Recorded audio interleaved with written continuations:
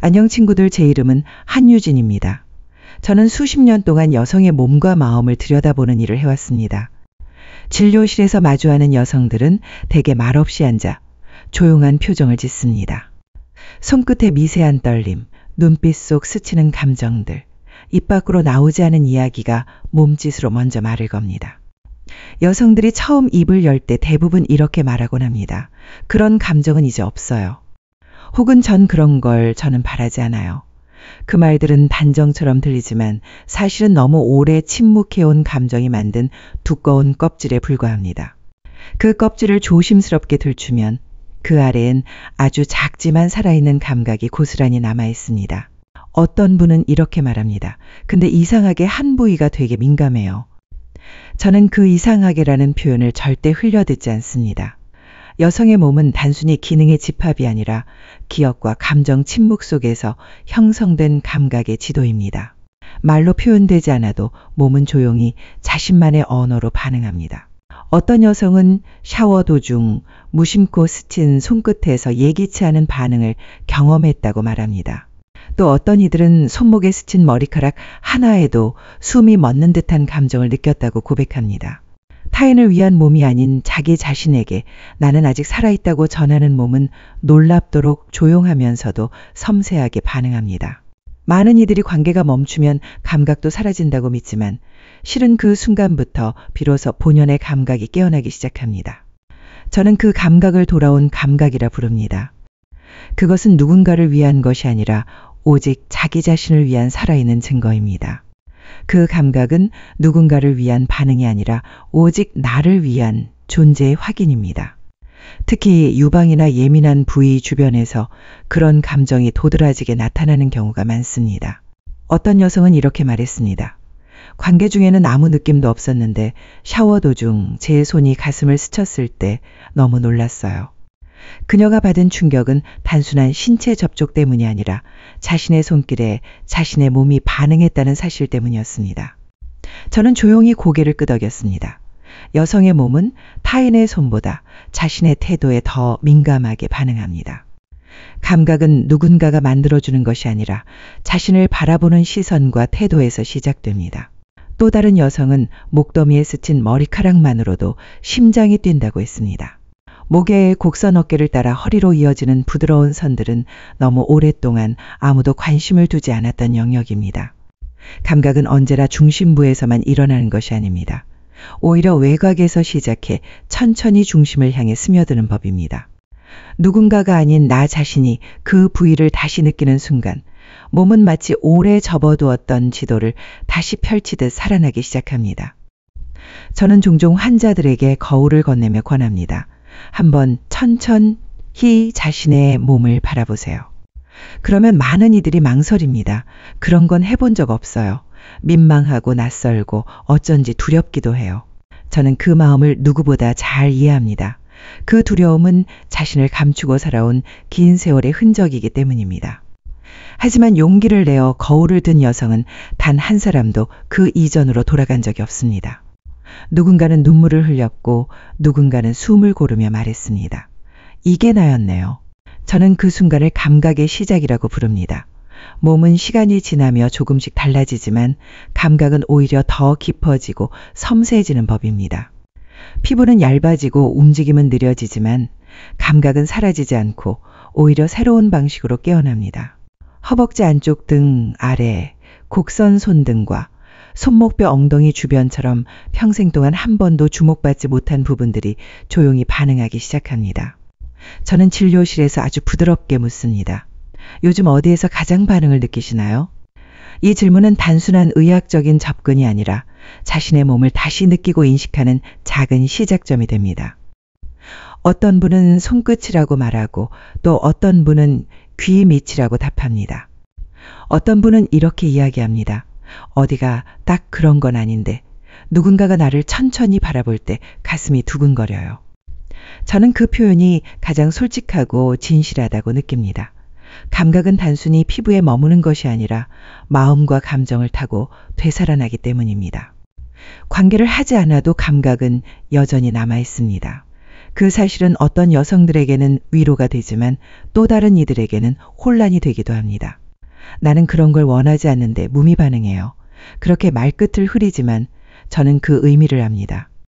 감각은 반드시 어떤 특정한 이나 행동과 연결되어야 하는 것이 아닙니다.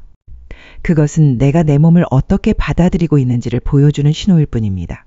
많은 여성들이 그 감각을 부끄러워합니다. 제가 이상한 걸까요? 라고 조심스럽게 묻기도 합니다. 저는 확고하게 고개를 접고 말합니다. 전혀 아닙니다. 오히려 그건 몸이 여전히 살아있다는 건강한 신호입니다. 그 감각은 대부분 아주 일상적인 접촉에서 피어나기도 합니다. 부부 사이에 특별한 스킨십이 없어도 옷깃이 살짝 스치거나 손이 무심코 닿는 순간에도 몸은 반응합니다. 등을 스쳐 지나간 누군가의 손길이 아무렇지 않게 느껴졌지만 그날따라 마음 한편이 따스해졌다는 이야기를 들으면 저도 모르게 숨을 멈추게 됩니다. 또 어떤 분은 잠든 남편이 손을 잡아준 채 함께 잠들었는데 새벽에 이유도 모른 채 눈물이 흘렀다고 조용히 고백합니다. 감각은 몸에서 시작되어 마음 깊은 곳에 닿는다는 사실을 그 순간 다시금 확인하게 됩니다. 한 여성은 거울을 마주하지 못하는 이유로 외음부 근처에 생긴 주름을 말합니다.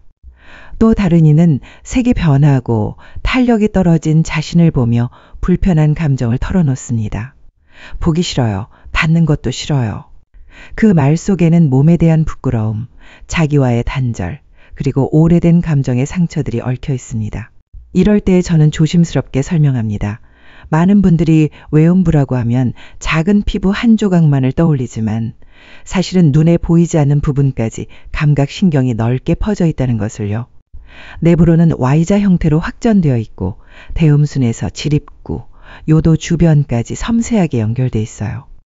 여전히 감각은 살아있고 충분히 반응할 수 있다는 말에 많은 분들이 놀라며 눈을 크게 뜹니다.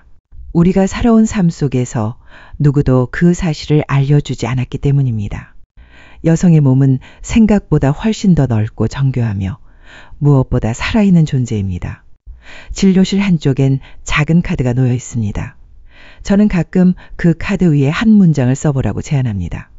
당신의 몸이 지금 가장 반응하는 곳은 어디인가요? 처음엔 웃으며 넘기거나 망설이지만 시간이 지나면 조심스럽게 펜을 들어 자신만의 감각을 적어내려 갑니다. 어떤 이는 목덜미, 어떤 이는 허벅지 안쪽, 어떤 이는 그 사람의 시선이 머물던 그 순간이라고 적습니다. 그 조각조각의 메모들은 단순한 반응의 나열이 아닙니다. 그것은 잊혔던 감각을 되찾는 시작이자 자신을 향한 깊은 회복의 서사입니다. 그 문장은 마치 인사말처럼 가볍지만 그 안에 담긴 의미는 결코 가볍지 않았습니다. 저는 아직 살아있는 것 같아요. 이 짧은 한 줄은 진료실의 긴 하루를 마무리하는 제게 오랫동안 남는 여운을 주었습니다. 그 말은 단순히 생명에 대한 확인이 아니라 스스로를 다시 바라보고 자신의 감각을 인정하기 시작한 누군가의 용기 있는 고백이었습니다. 그 작은 문장이야말로 오랜 침묵과 부끄러움 속에서 조심스럽게 피어난 생의 자각이자 자기 존재에 대한 다시 쓰는 선언문이었습니다. 책상 위에는 그녀의 메모와 함께 다른 환자들이 남긴 편지들이 나란히 놓여 있습니다. 그 어떤 문장도 똑같은 것이 없었고 그 어떤 반응도 가볍게 여겨질 수 없었습니다. 목덜미 쪽이 요즘 예민해졌어요. 샤워할 때 손끝이 가슴을 스치면 깜짝 놀라요. 그 사람의 눈빛만으로도 심장이 뛰어요. 이 모든 고백은 감각이 다시 움직이고 있다는 분명한 증거였습니다. 여성들이 다시 자신의 몸을 느끼고 그 감각에 이름을 붙이며 부끄러움이 아닌 호기심으로 자신을 대하기 시작하는 이 변화는 단순히 몸의 회복이 아닙니다. 그것은 삶에 대한 태도의 전환이며 오래도록 소외되어 있던 자기 자신에게 다시 말을 걸기 시작한 순간입니다. 어떤 이들은 친구와 함께 병원에 와서 나란히 앉아 조심스레 메모지를 채워나갑니다. 두 사람은 서로의 단어를 바라보다 조용히 웃음을 나눕니다. 저는 그 모습을 보며 생각합니다. 감각은 언어가 되고 언어는 관계가 되며 관계는 다시 삶의 온도를 바꾼다고 감각은 나이와 함께 사라지지 않습니다. 오히려 세월을 통과하며 더욱 정교해지고 섬세해집니다. 젊을 때는 몰랐던 감정에 진동 손끝에 머무는 공기에 밀도 스치는 시선의 여운이 어느 날부터 깊게 다가오기 시작합니다. 누군가는 이렇게 말했습니다. 이제야 제가 진짜로 무엇을 원하는지 알겠어요. 예전엔 그저 반응했지만 지금은 그 느낌을 온전히 느끼고 싶어요. 저는 그 말이야말로 감각의 본질을 가장 정확하게 설명한다고 생각합니다. 반응이 아닌 감각, 수치심이 아닌 존중, 침묵이 아닌 언어, 그리고 무엇보다 지금의 나도 괜찮다는 자기 자신에 대한 온화한 허락. 감각은 그렇게 다시 깨어납니다. 거울 앞에서 샤워 중 스친 손끝에서 잠들기 전 누군가의 따뜻한 눈빛에서 혹은 한참 후에야 다시 마주한 나 자신의 몸에서 늦은 오후 진료실 커튼 사이로 노란 햇살이 천천히 들어옵니다. 하루 종일 쌓인 진료 기록과 메모들을 정리하다 문득 다시 그 문장을 떠올립니다. 저는 아직 살아있는 것 같아요. 그 한 문장이 오늘 하루의 모든 이야기를 정리해 주는 듯합니다. 살아있다는 것, 느낄 수 있다는 것, 그리고 그 느낌이 이제는 두렵지 않다는 것. 그것이야말로 여성의 몸과 감정이 다시 삶의 중심에 서게 되는 시작점 아닐까요? 이 조용하지만 깊은 깨달음은 우리 모두에게 필요한 이야기일지도 모릅니다. 나의 존재는 이 조용한 공간 안에서 고요하게 호흡합니다.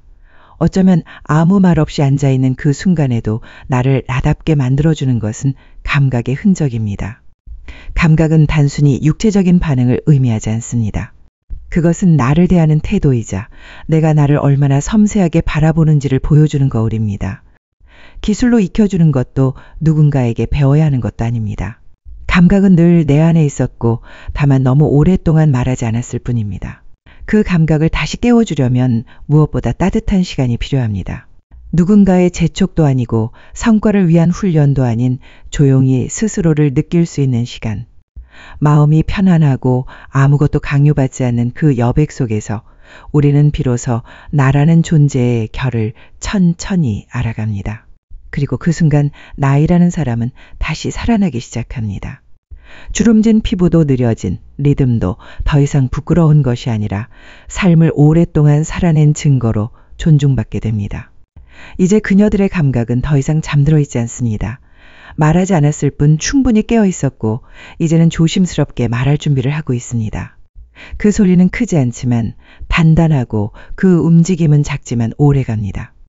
그리고 바로 그런 순간들을 함께 나눌 수 있다는 사실이 제가 이 공간에서 일하는 이유이기도 합니다. 오늘 이 영상을 통해 당신의 마음 함께 내 조용한 쉼표 하나가 놓였다면 그걸로 저는 충분히 행복합니다. 이 짧은 시간 동안 당신이 잠시 멈춰서서 스스로에게 한 번 더 귀 기울일 수 있었다면 그것이야말로 가장 소중한 변화의 시작입니다. 우리는 누구보다 자신에게 따뜻할 수 있어야 하고 따뜻함은 다시 세상과의 관계 속에서도 퍼져나갑니다. 다음 영상에서는 더욱 깊고 다정한 이야기를 준비해 다시 찾아뵙겠습니다. 삶이란 이렇게 작은 감각들을 모아 하나의 따뜻한 기억을 만들어가는 과정이 아닐까요? 오늘 함께 해주셔서 진심으로 감사합니다. 혹시 이 영상이 마음에 드셨다면 좋아요와 구독 버튼을 눌러주세요. 작은 응원의 표시가 더 많은 사람들에게 이 따뜻한 이야기가 닿을 수 있도록 도와줍니다. 그리고 알림 설정도 함께 해두시면 다음 이야기가 시작될 때 가장 먼저 함께 하실 수 있습니다. 다시 만날 때까지 당신의 오늘이 당신 스스로에게 가장 다정한 하루이길 바랍니다.